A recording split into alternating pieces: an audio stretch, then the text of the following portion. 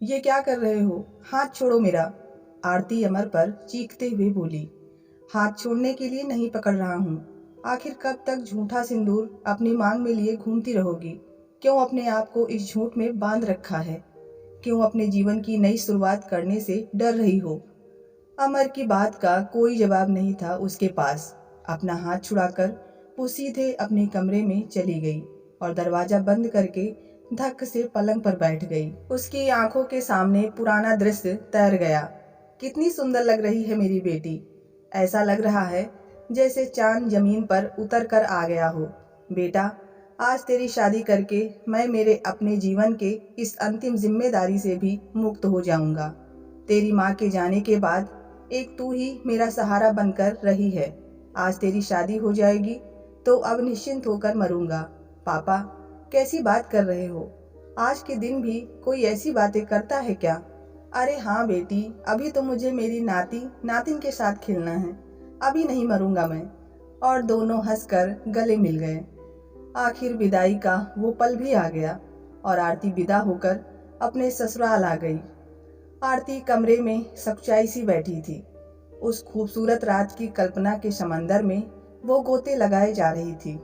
जिंदगी की इस खूबसूरत रात का हर औरत को बेसब्री से इंतजार रहता है। आरती भी अपने पति रोहन का इंतजार कर रही थी। 2 घंटे बीत चुके थे और रोहन अभी भी नहीं आया था। अचानक दरवाजे पर आहट हुई तो देखा कोई दरवाजे पर चिट्ठी रखकर चला गया है। बड़े ही उत्सुकता से उसने वो पत्र खोला और पढ़ना चालू किया। आरती, मैं किसी और से प्यार करता हूँ। मेरी माँ को लड़की पसंद नहीं है। वो तुमसे शादी करने का जोर दे रही थी और अगर मैं मना करता था तो मरने की धमकी देती थी। मेरे पास कोई इलाज नहीं था। मुझे तुमसे शादी करनी पड़ी। मैं तुम्हारी जिंदगी नहीं बिगाड़ना चाहता। तुम स्वतंत्र हो। तुम जा सकती हो। मैं मेरे पहले प्यार के बिना नहीं रह सकता। मुझे माफ कर दो। मेरे पास इसके सिवा और कोई चारा नहीं था। मैं जा रहा हूँ। आरती की खूबसूरत रात डरावनी रात में बदल चुकी थी। उसकी आंखों के सामने अंधेरा छा गया। उसे अपना जीवन खत्म करने के सिवा और कोई रास्ता नहीं दिख रहा था। भारी कदमों के साथ आरती अपनी सास के पास गई। आरती को देखते ही उसकी सास उसके पाँव में गिर पड़ी। मुझे माफ कर दे बेटा, मुझे माफ कर दे। मैंने सोचा था तुझसे शादी करके मेरा बेटा उस औरत को छोड़ देगा, लेकिन ऐसा नहीं हो पाया। उसने तो मेरे बेटे पर काला जादू कर रखा है। मैं तेरी गुनहगार हूँ बेटा। तू वापस लौट जा। चली जा अपने मायके। सास अपने मन की बात कहे जा रही थी। रोहन अपने मन की कर चुका था। आरती की तो जैसे किसी को कोई फिक्र ही नहीं थी। अपने बाप को बताने की भी उसकी हिम्मत ना थी, लेकिन मरती क्या न करती। बड़ी हिम्मत करके उसने अपने पापा को सारी बातें बताई और जिंदगी में एक तूफान और खड़ा हो गया।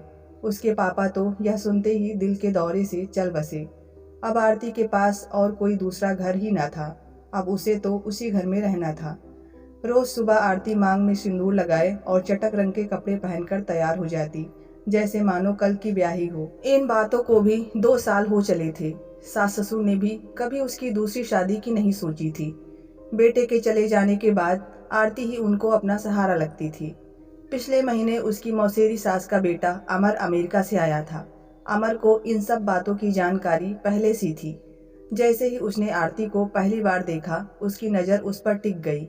उसकी सुंदरता, उसका रूप और उसका वो भोलापन उसकी आंखों से उतर ही नहीं रहा था। यहाँ देश में उसका कोई अपना घर नहीं था, इसलिए मौसी के घर आया हुआ था। महीना भर रुक कर वो वापस जाने वाला था। 3 दिन बाद उसकी वापसी की टिकट थी। बड़ी हिम्मत करके आज उसने आरती को अपने मन की बात बोल ही दी। शादी करोगी मुझसे? आरती अंदर तक हिल गई। उसके लिए तो जीवन में अब शादी नाम का कोई अर्थ ही ना रहा था। और फिर औरत की वही सोच कि समाज क्या कहेगा। चाहे उसके पति ने उसके साथ कुछ भी किया हो, लेकिन एक औरत, वो कैसे किसी नए रिश्ते में बंध सकती है? उसको तो सबकी इजाज़त की ज़रूरत पड़ेगी। वो कैसे अपनी ज़िंदगी नए सिरे में ढाल सकती है?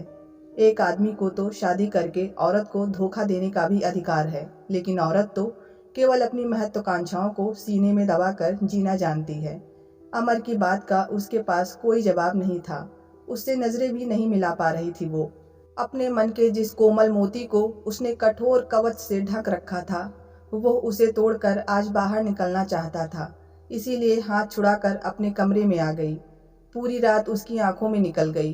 कभी अपनी गुजरी माँ को याद करती, तो कभी अपने पिता को, तो कभी अपने इस बिगड़े नसीब को रोती।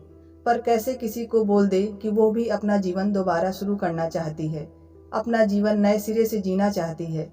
इस झूठे सिंदूर में उसका भी दम घुटता है, लेकिन कहते हैं ना, एक गहरे अंधकार के बाद सूरज की रोशनी भी निकलती है। अमर और आरती की सारी बातें उसकी सास ने भी सुन ली थी। वो भी पूरी रात इसी कसमकस में रही कि अब आगे क्या किया जा सकता है। अपनी बहन को फ़ोन लगाकर उसने सारी बात बताई और अमर और आरती के रिश्ते के लिए राजी कर लिया।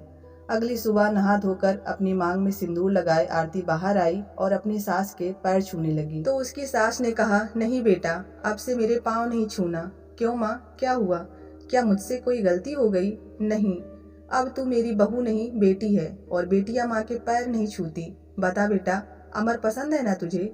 आरती क्या कहती, बस एक झुकी नज़र ने मन की सच्चाई उसके चेहरे पर ला दी। तो मैं रिश्ता पक्का समझ रही हूँ बेटा। अब से तुझे झूठा सिंदूर लगाने की जरूरत नहीं है। इस सिंदूर में अब तेरे पति का नाम होगा। मेरी गलती का यही प्रायश्चित है बेटा। और आरती का हाथ अमर के हाथों में थमा दिया।